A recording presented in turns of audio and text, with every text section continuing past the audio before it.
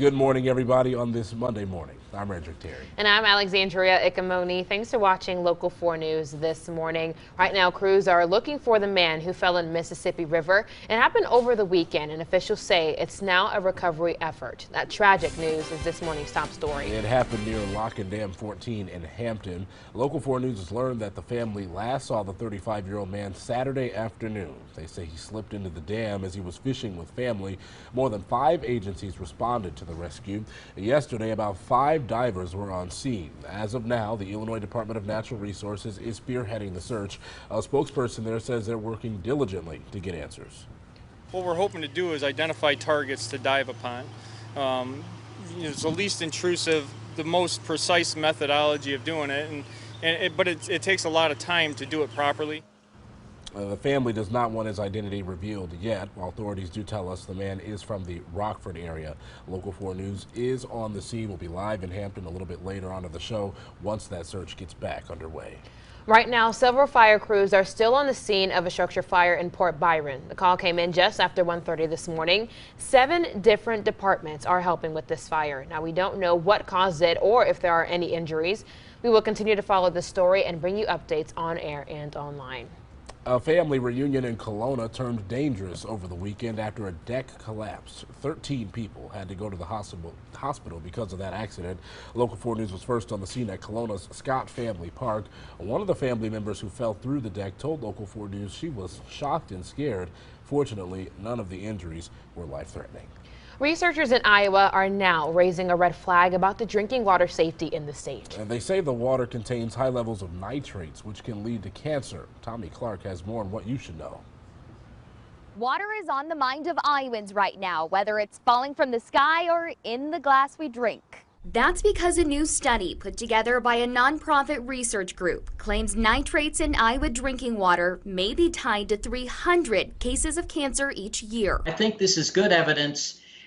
We want to protect people. We don't want to scare people. Researcher with the Iowa Policy Project, Professor David Osterberg, says the study points to a need for change when it comes to what's considered safe nitrate levels. We have this voluntary standard that we're supposedly is going to improve water quality. It is not doing the job. Nationally, the study shows nitrate pollution in drinking water may cause more than 12,000 cases of cancer a year. And Iowa has a history of elevated nitrates in our drinking water. We've seen the signs warning families to swim at their own risk because of blue-green algae blooms. There was one wake-up call, but I didn't get woken up on that. I don't think Iowans did. Here's another one. Enough of this is going to show that, getting back to the policy implication, we need to do more about water quality, and we're not doing it in Iowa. Tommy Clark reporting. The study also says that nitrates are linked to an increased risk of birth defects.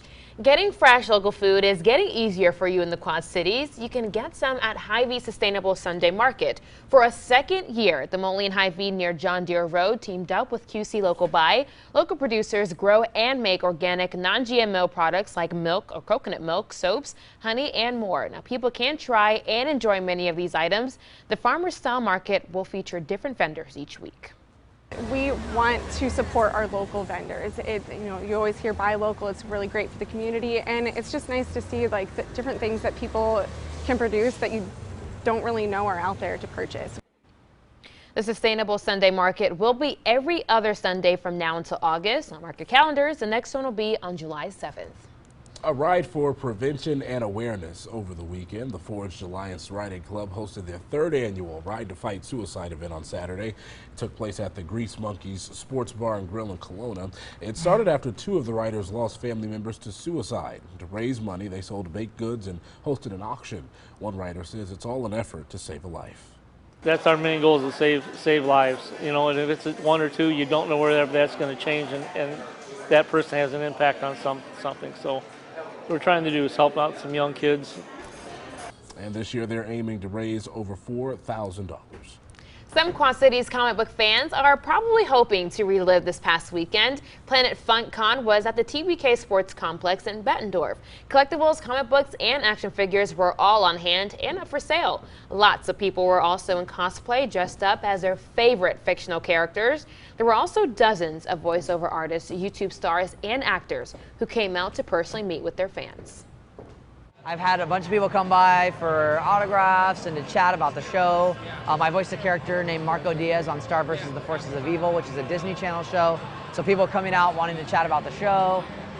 It's been just fun chatting with people and talking to them. Definitely sounds like a fun time. Well, if you didn't get a chance to go, don't worry. They'll be back in October for the Davenport QuadCon. Yeah, it looked like there was a lot of stuff there to offer, lots of fun all around, lots of things to do over the weekend, and the weather kind of cooperated with some of it, at least the indoor ones, that's for sure. Oh, for sure. If you're indoor, you are definitely safe from what was going on, but I don't think we're in the clear yet from the rain. You might be expecting some later today, Ash. Yeah, unfortunately, a few scattered showers and storms possible. I mean, we're already starting off a little cloudy, a little gloomy outside, as you can see here from the sky cam this morning. As we continue on through the day, we're going to be looking at temperatures getting back up into the mid-70s eventually, but as of right now, 70 degrees, winds out of the west, so they're turning from out of the south to more out of the west, and eventually some of that northern air going to keep it from getting too warm here this morning. So 70 degrees now, mid-70s this afternoon, and the good news is about this rain, though, very scattered, very few and far between. So you can see a few scattered showers in northern Iowa. It's on the backside of the system that moved through yesterday, so it's not going to be anything super organized. But mid-70s this afternoon, should stay there through the evening as well. Winds will be a little gusty at about 30 miles per hour both today and tonight. And tonight we'll fall back down to the lower 60s and we'll clear out. All that's ahead of some much warmer days here. So if you like the 70s, today's the last day to grab the bull by the horns, as they say. Frederick, you might want to. That's unfortunate, but I mean, you know, like you said, I guess it is summer, so. Yes. Tis indeed. But Shorts it's weather. about that time. I tell you. That time. Bring on the heat. We're ready. All right, you're ready. Coming up, kicking off Navy Week in style. Yeah, the Navy band Great Lakes is live in studio. We'll talk with them and hear from them coming up next. How exciting. The time now, 6:07. You're watching Local 4 News this morning. WHBF is local for you with Frederick Terry, Alexandria Ikomoni, and meteorologist Ash Simpson. This is Local 4 News this morning in high definition.